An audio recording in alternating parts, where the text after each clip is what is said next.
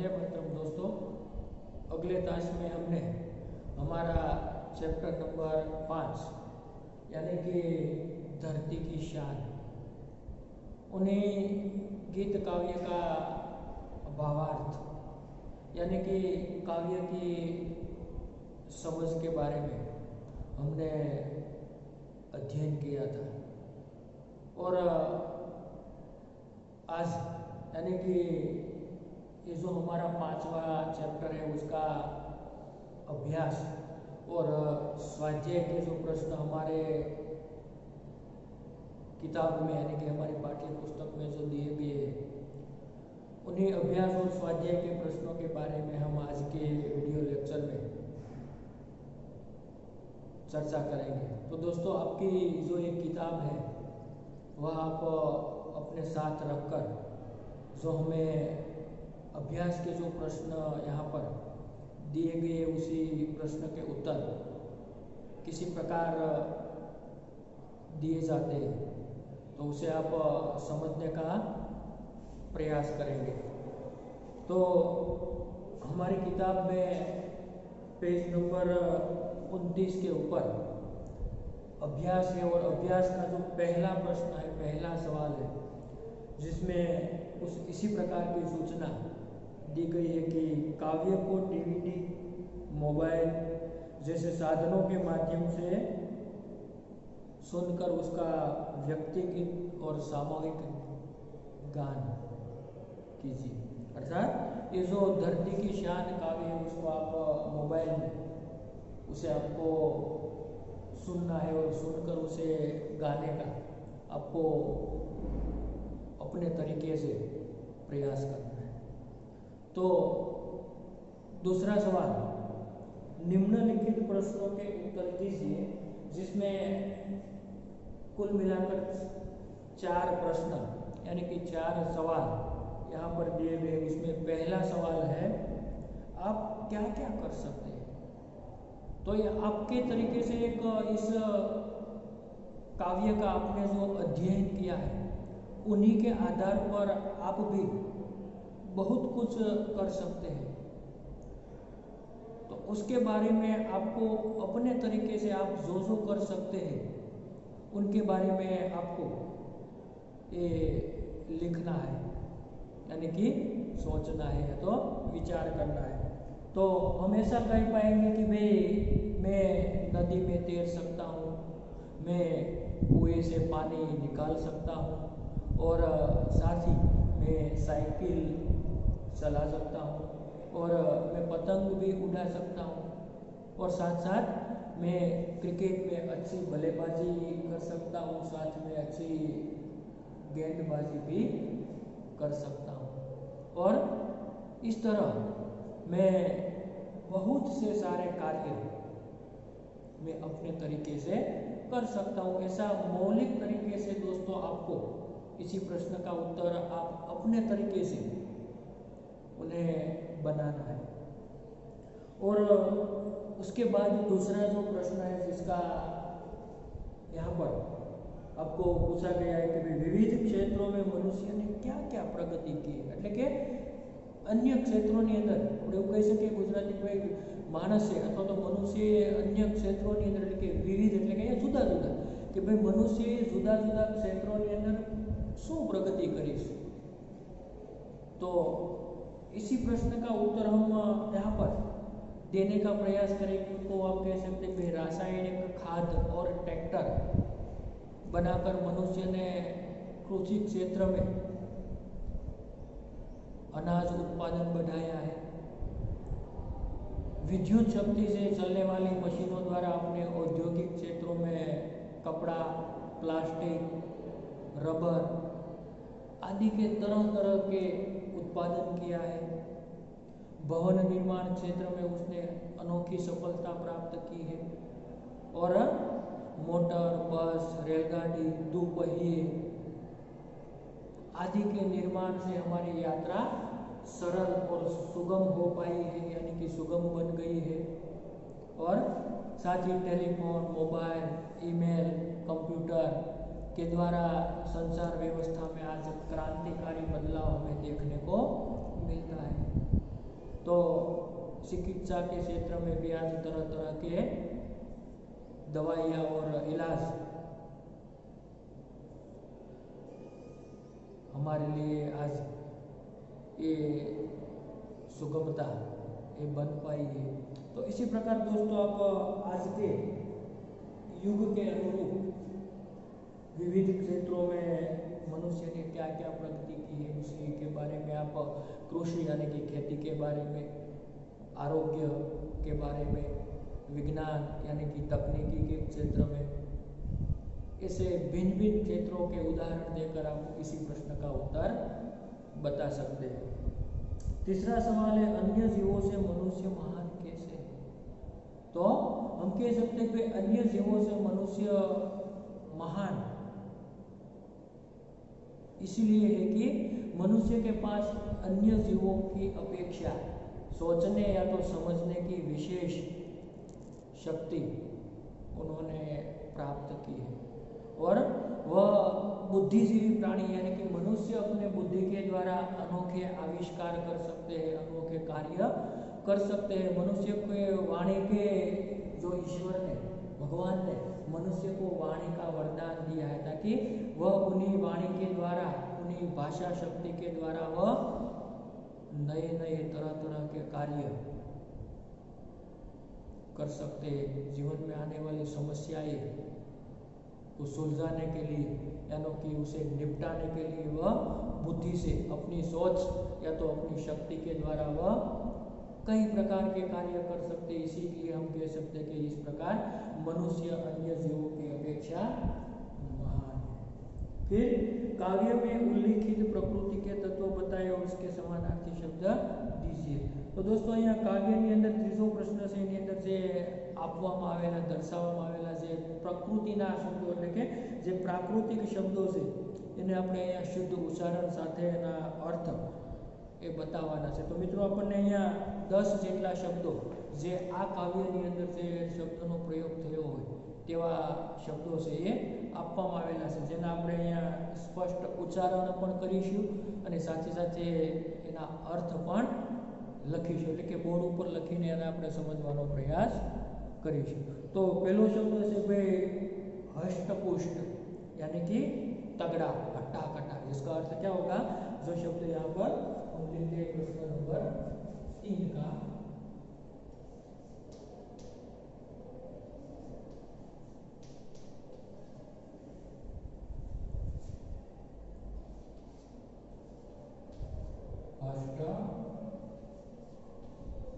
हष्टपुष्ट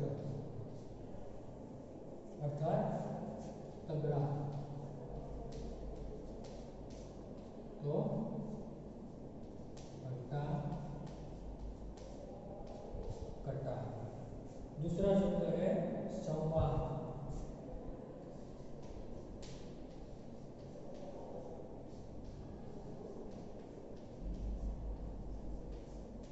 संवाद यानी कि बात से। तीसरा शब्द है शीघ्र।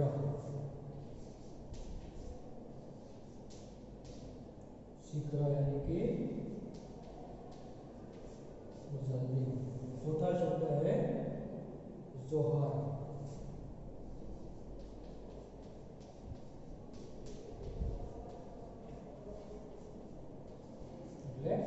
पराक्रम। जो दोस्तों आपने सुना होगा कि पहले हमारे इतिहास में कुछ ऐसे उदाहरण है कि भाई जो हमारे राजा महाराजा थे वह युद्ध में अपनी हार निश्चित होती है यानी कि जो विजय नहीं पा सकते तब उसकी जो रानियां होती है वह रानियां अग्नि के कुंड में जलकर जोहर ले लेती है जिसे हम पराक्रम कहेंगे। तो इसी के बाद अजनबी, अपरिचित।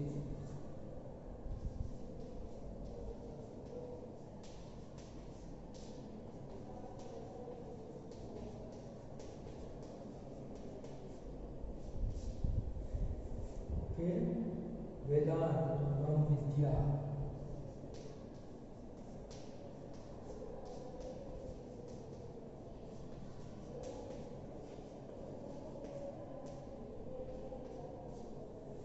उसके बाद का शब्द है मुकद्दर।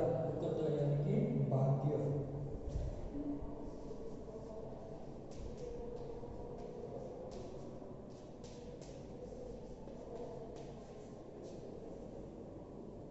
शागिर्द तो शिष्य।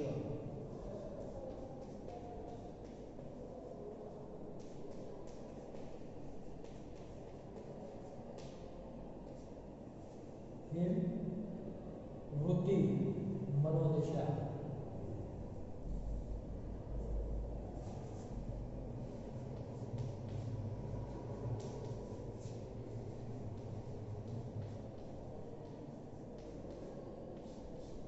और अंतिम जो शब्द है स्पष्ट, स्पष्ट यानी कि साफ साफ।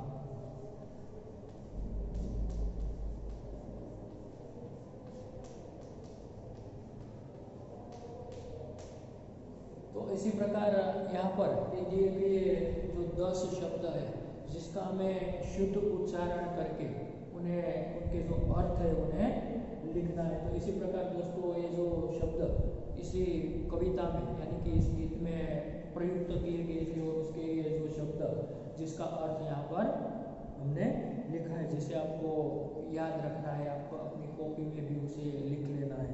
उसके बाद अभ्यास का प्रश्न नंबर 4 है निम्नलिखित काव्य पंक्तियों का भावार्थ बताए। अर्थात क्या यहाँ આપણને આપવામાં આવેલી જે બે કાવ્ય પંક્તિઓ છે એ બંને કાવ્ય પંક્તિઓનો ભાવાર્થ છે તમારે લખવાનો છે, જે આપણે કાવ્યની અંદર સમજી ગયા છે, જેની અંદર પૃથ્વી के लाल तेरा हिमगिरी सा बाल तेरी भ्रुकुटी में तांडव का ताल है।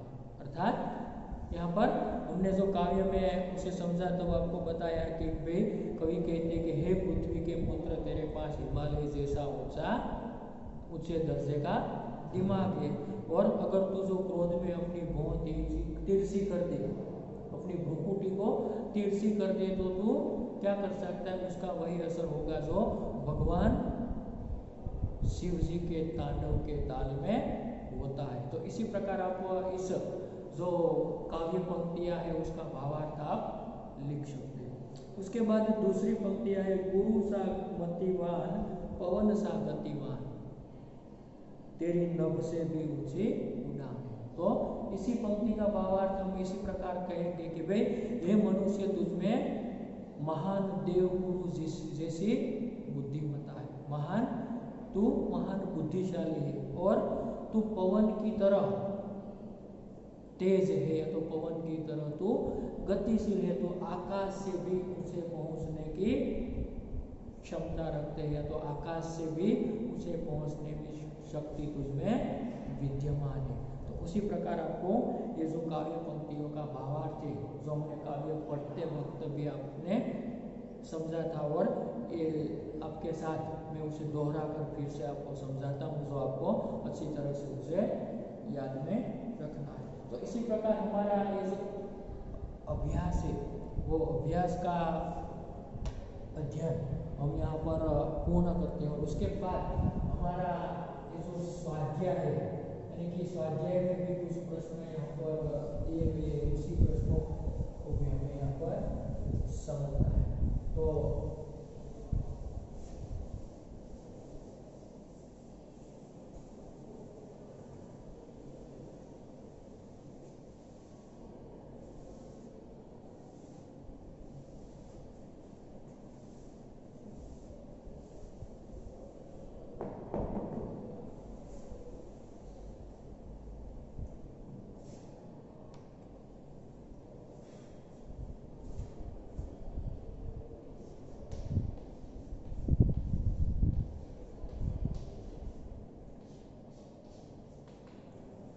હવે આપણને સ્વાધ્યાયની અંદર કેટલા પ્રશ્નો આપવામાં આવેલા છે, જેની અંદર પ્રશ્ન નંબર 1 છે કે ભાઈ નિમ્નલિખિત પ્રશ્નો કે ઉત્તર लिखिए। तो ये प्रश्नों उत्तर આપણે કઈ રીતે આપી શકીએ, જેવી રીતે અભ્યાસના પ્રશ્નોના આપણે ઉત્તરો આપ્યા એ જ પ્રકારે મનુષ્ય क्या क्या कर सकता है, पहलो प्रश्न આપણને એવો આપ્યો તો પહેલામાં શું કીધું કે आप क्या क्या कर सकते हैं, और यहाँ पर हमें ऐसा उत्तर दिया है कि भाई मनुष्य क्या क्या कर सकता है।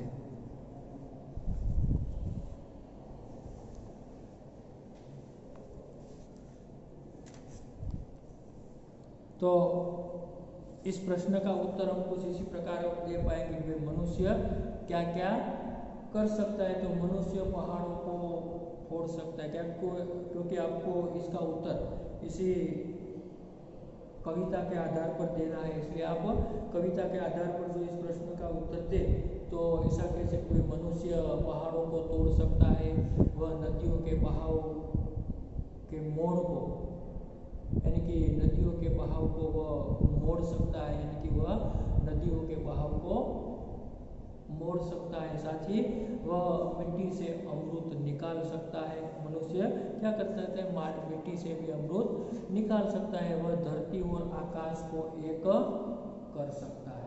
क्या कर सकता है मनुष्य, धरती और आकाश को भी एक कर सकता है। इसी प्रकार मनुष्य असंभव लगने वाले यानी कि अशक्य, इम्पॉसिबल, જેને આપણે કહીએ છીએ નામુમકિન ગુજરાતીમાં, જેને આપણે કહીએ ને અશક્ય, એટલે કે જો મનુષ્ય ઇમ્પોસિબલ, અસંભવ, यानी कि जो અશક્ય એટલે કે જે શક્ય નથી તે બધું જ કરી શકે છે। હવે इसी प्रकार दूसरा सवाल है, मनुष्य युग का आह्वान कैसे कर सकता है। तो हम कह सकते हैं कि मनुष्य की वाणी में बड़ी शक्ति है। वाणी के बल पर वह लोगों को प्रभावित कर सकता है, वह लोगों के विचार बदल सकता है। वह इसी प्रकार वाणी के प्रभाव से मनुष्य युग का आह्वान कर सकता है। क्या कर सकता है, वह अपने वाणी के प्रभाव से वह नए युग को बदलाव ला सकता है, युग को ललकार सकता है, युग को पुकार सकता है और युग में वह बदलाव भी ला सकता है। तो इसी प्रकार आप अपने तरीके से उसी प्रश्न का उत्तर बता सकते हैं। उसके बाद प्रश्न नंबर 3 है, मनुष्य यदि हिम्मत से काम ले तो क्या कर सकता है। कि भाई मानस, गुजराती में क्यों कि मानस जो हिम्मत थी अथवा तो साहस थी काम ले तो शू करी सके। तो हम कह सकते हैं कि भाई मनुष्य यदि हिम्मत से काम ले तो वह धरती पर पापों को बढ़ने से रोक सकता है। साथ ही दुनिया में बढ़ने वाली पशुता, जो दुष्टता है, उन्हें वह कम कर सकता है। इसी प्रकार मनुष्य यदि हिम्मत से काम ले तो दुनिया को बदला जा सकता है, वह दुनिया में बदलाव ला सकता है। तो इसी प्रकार ये जो प्रश्न नंबर 2 है वह यहाँ पर हम आगे बढ़े तो प्रश्न पहले का उत्तर यहाँ पर तीनों इसी प्रकार से उत्तर दे पाएंगे। प्रश्न नंबर 2 है, उचित जोड़ मिलाइए। तो इसमें आपको 5 जो अ और ब 2 विभाग में 5-5 वाक्य दिए गए, जिसमें पहला वाक्य है मनुष्य की आत्मा में उचित जोड़ मिलाइए। प्रश्न नंबर 2 है उचित जोड़ मिलाइए।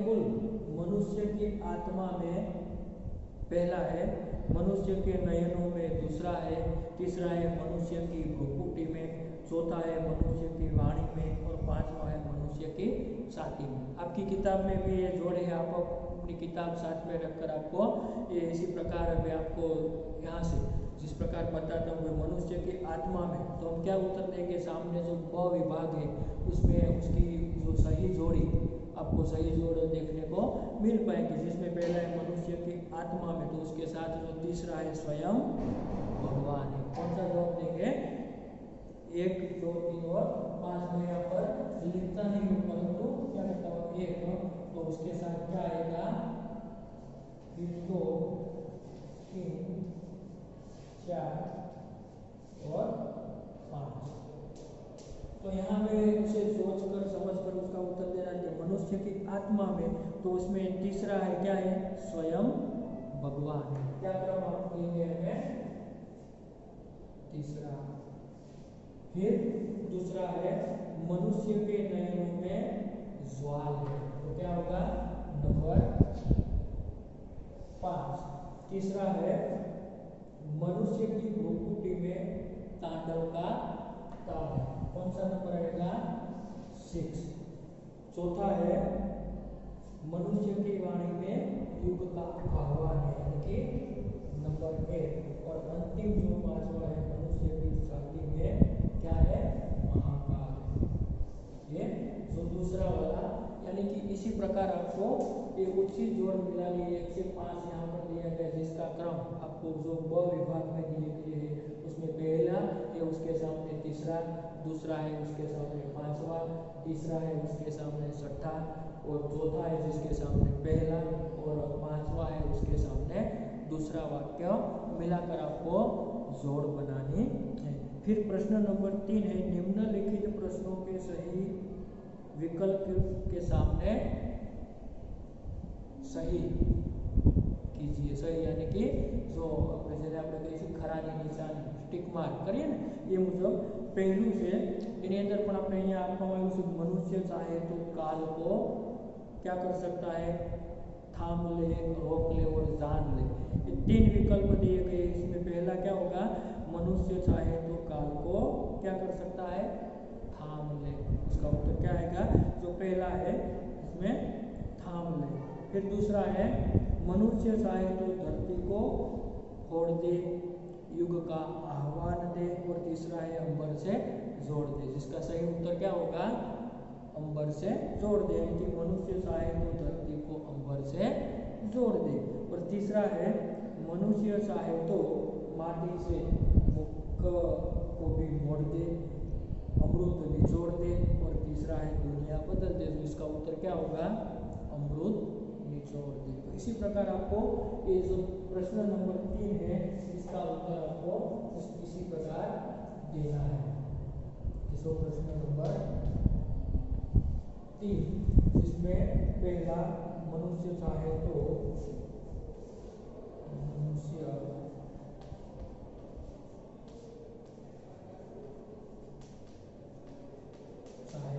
क्या कर सकता है? काल को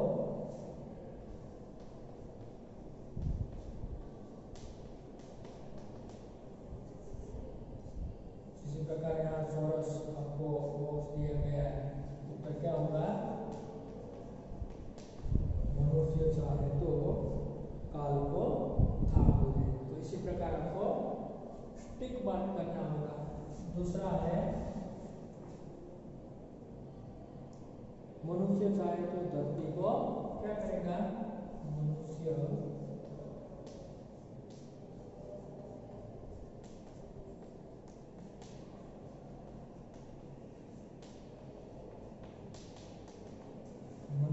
चाहे तो धरती को अंबर से जोड़ दे। क्या होगा? ये बॉक्स आपको पढ़ना है। अंबर से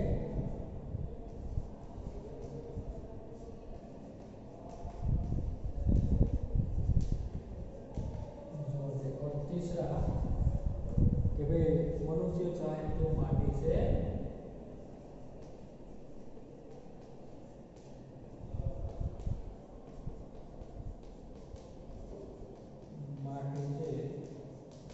अमृत क्या करेगा? अमृत निचोड़ दे।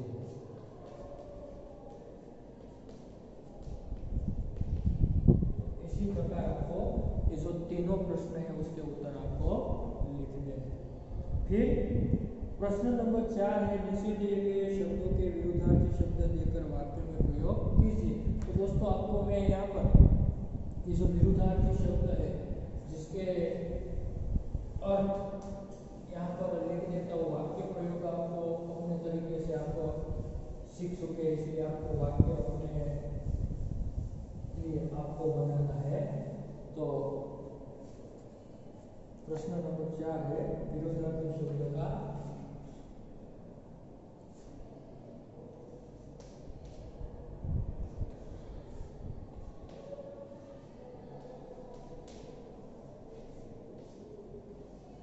शब्द का अर्थ और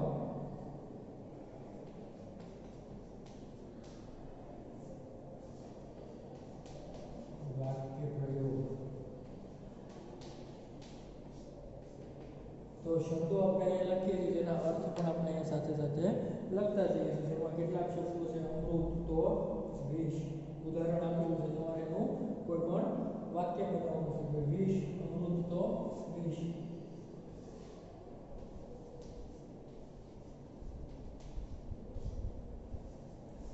બીજો શબ્દ છે વરદાન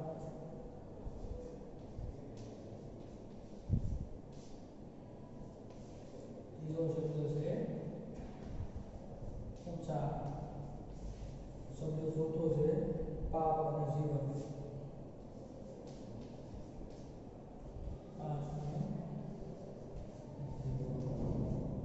तो यहाँ पर विरोधी शब्द लखीए छे तो अमृत तो क्या होगा विष अमृत का विलोम शब्द विष वरदान वरदान का विलोम शब्द क्या करेंगे अभिशाप वरदान એટલે અભિશાપ ऊंचा यानी कि नीचा पाप तो पुण्य और जीवन को क्या करेंगे हम मृत्यु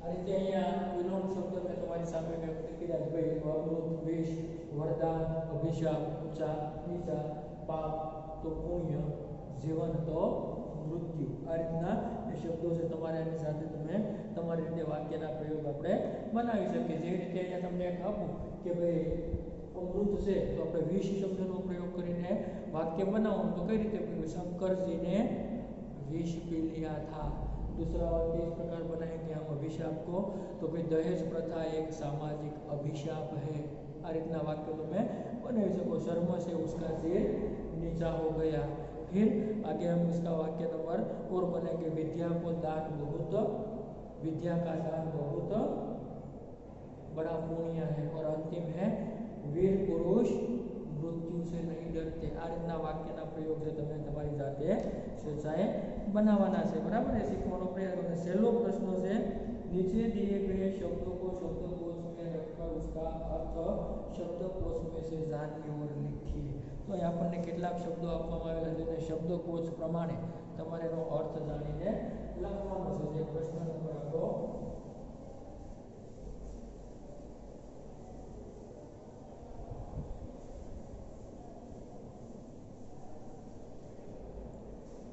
अंतिम से जेमा खास કરીને આપણે કે ભાઈ તૂફાન વરદાન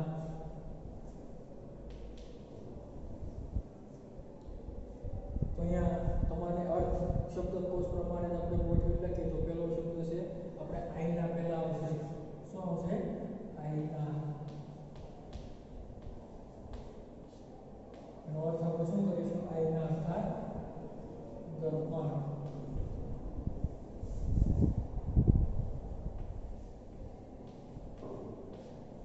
બીજો શબ્દ આપણે લઈશું અહીંયા એ ક્રમ પ્રમાણે ક્ષતિ ક્ષતિ તો હાનિ બીજો શબ્દ અહીંયા લઈશું આપણે એ ક્રમ પ્રમાણે તો ઝંકાર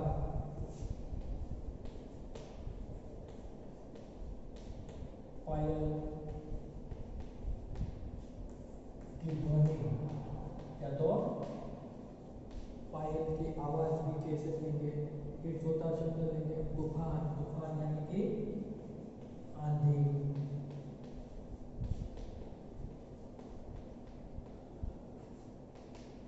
उसके बाद पांचवा शब्द आएगा नयन नयन तो नेत्र अथवा तो अपने आंख शब्द માટે પણ નયન શબ્દનો પ્રયોગ થઈ શકે ત્યારબાદ છઠ્ઠો શબ્દ આવશે વરદાન अर्थात वरदान यानी कि कृपा और सातवां शब्द शेष शेष यानी कि मस्तक